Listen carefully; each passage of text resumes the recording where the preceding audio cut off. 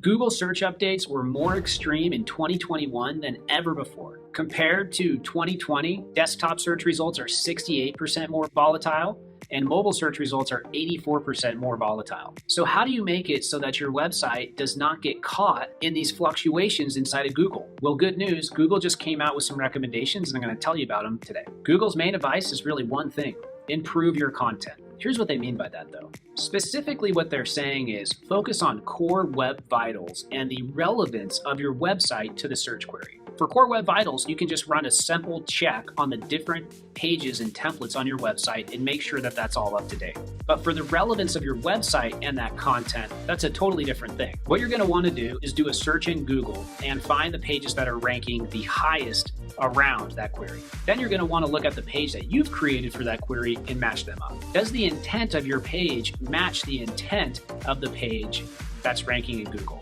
Also, what characteristics does that page have that your page doesn't? The last thing I'll say is check out your backlinking as well. So if you've been hit by a Google update, you're getting caught in these fluctuations. 1, make sure you're passing core web vitals. 2, make sure your content's best in class and matches intent. And then number 3, make sure that your external linking is good and you don't have any negative SEO or bad links out there. Finally, last thing I would say is make sure your website passes EAT, expertise, authority, and trustworthiness guidelines. If you want to learn more about that, you can check that out in the Google Search Quality Rater guidelines, which have all the information you need to make sure your website's best in class. If you like this video, leave a comment, give me a like. I'll see you next time. Bye.